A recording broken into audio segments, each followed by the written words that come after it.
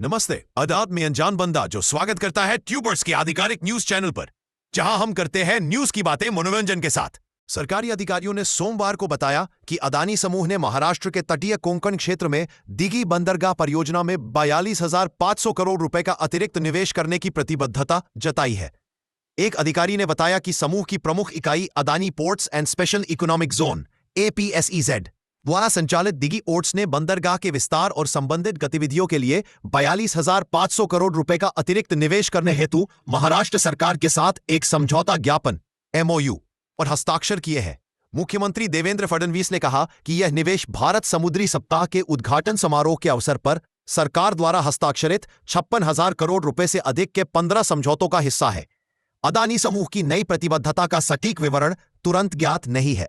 दूसरे सबसे अमीर भारतीय गौतम अडानी के नेतृत्व वाले समूह ने 2021 में 705 करोड़ रुपए की विजयी बोली लगाकर दिवालिया दिघी पोर्ट परियोजना का अधिग्रहण किया था और उस समय इसके विस्तार के लिए 10,000 करोड़ रुपए का निवेश करने की प्रतिबद्धता जताई थी।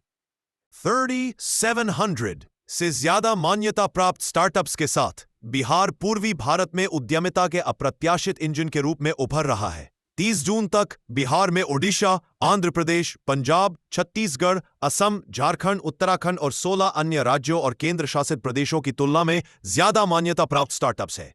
पूर्वी भारत के समकक्ष राज्यों की तुलना में बिहार ने 2016 और 2024 के बीच स्टार्टअप्स में सबसे तेज वृद्धि दिखाई। बेंगलुरु के पेरिफेरल रिंग रोड में एक और बाधा, किसानों ने राज्यपाल से PRR को रद्द करने की याचिका दायर की है, जिसमें भूमि मुआवजे को 2016 के पुराने मूल्यों पर आधारित दिखावा बताया गया है।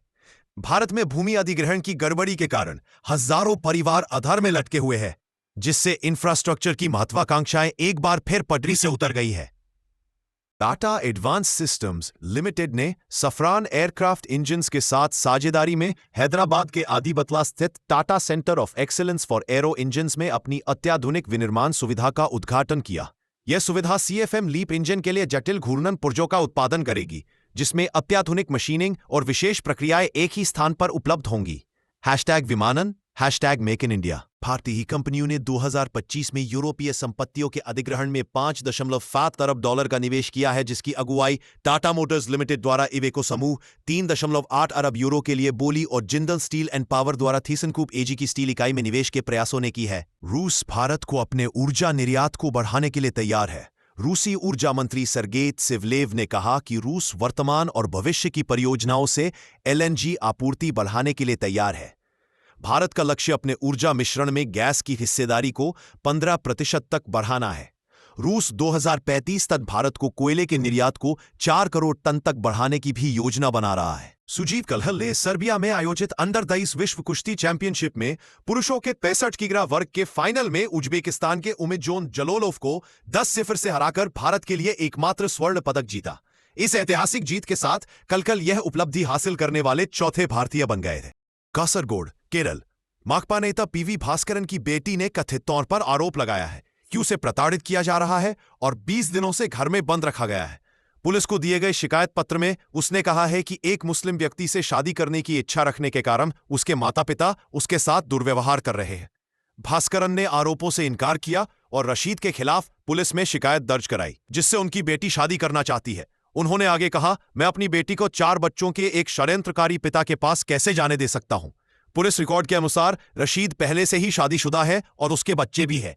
कासरगोड के SP को शिकायत पत्र सौंपा गया, कार्रवाई का इंतजार है। सुप्रीम कोर्ट ने एक व्यक्ति के खिलाफ दर्ज आपराधिक मामले को रद्द करने की याचिका खारिज कर दी है, जिसने सोशल मीडिया पर एक पोस्ट में कहा था कि बाबरी मस्जिद एक दिन तुर्की की सोफिया मस्जिद की तरह फिर से बनाई जाएगी। पीठ ने राहत देने से इनकार करते हुए आपराधिक मामले को आगे बढ़ने दिया। यह याचिका इलाहाबाद उच्च न्यायालय द्वारा भी मामले को रद्द करने से इनकार करने के बाद दायर की गई थी। कर्नाटक की कांग्रेस सरकार को बड़ा झटका देते हुए कर्नाटक उच्च न्यायालय ने सरकारी भवनों में RSS के कार्यक्रमों पर प्रतिबंध लगाने वाले राज्य के आदेश पर अंतरिम रोक लगा दी है। अदालत ने कहा, यह संविधान द्वारा प्रदत्त मौलिक अधिकार पर प्रतिबंध है। सरकार ने संविधान के अनुच्छेद 19A(b) के तहत प्रदत्त अधिकार का उल्लंघन किया है, इसलिए अदालत सरकारी आदेश पर रोक लगाती है। समाजवादी पार्टी ने राहुल गांधी को जननायक कहने पर कांग्रेस पर निशाना साधा। सपा ने कहा कि भारतीय जनता पार्टी भाजपा गठबंधन में शामिल सभी दल मिलकर फैसला लेंगे। किसी एक दल को अकेले फैसला लेने या अपना नेता घोषित करने का अधिकार नहीं है। महाराष्ट्र एटीएस ने पुणे के कोंडवा इलाके से 33 वर्षीय सॉफ्टवेयर इंजीनियर जुबैर हंग्रेगेकर को पाकिस्तान स्थित अल-कायदा से कथित संबंधों और युवाओं को कट्टरपंथी बनाने में संलिप्तता के आरोप में गिरफ्तार किया है। एपीएस अधिकारियों के अनुसार लगभग 1 महीने से निगरानी में रहे जुबैर हंग्रेगेकर को हिरासत में लेकर एक विशेष यूएपीए अदालत में पेश किया गया, जहां से उसे पुलिस हिरासत में भेज दिया गया।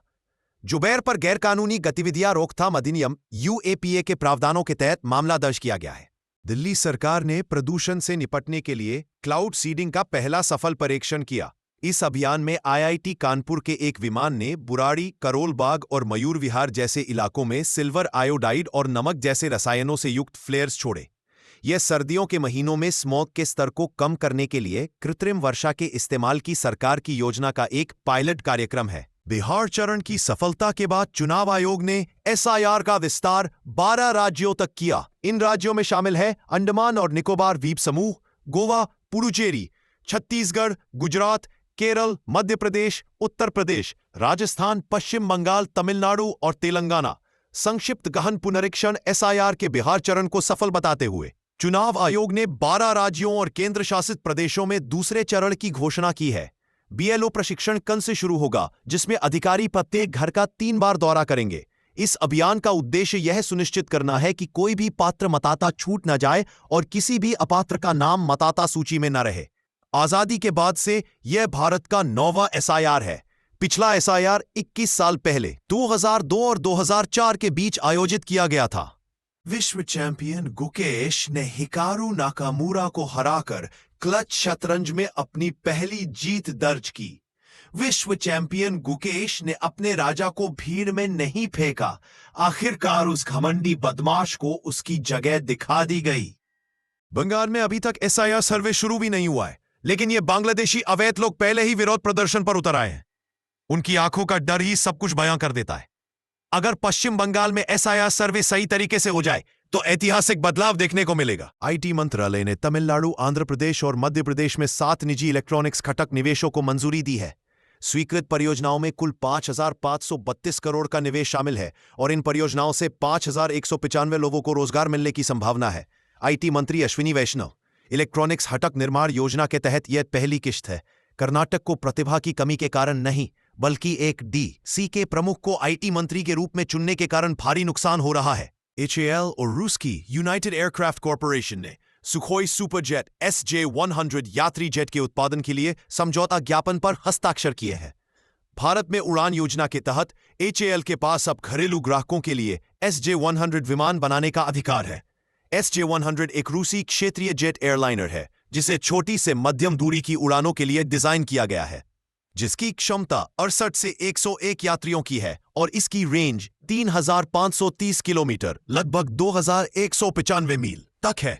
अब तक 200 से ज्यादा विमानों का उत्पादन किया जा चुका है।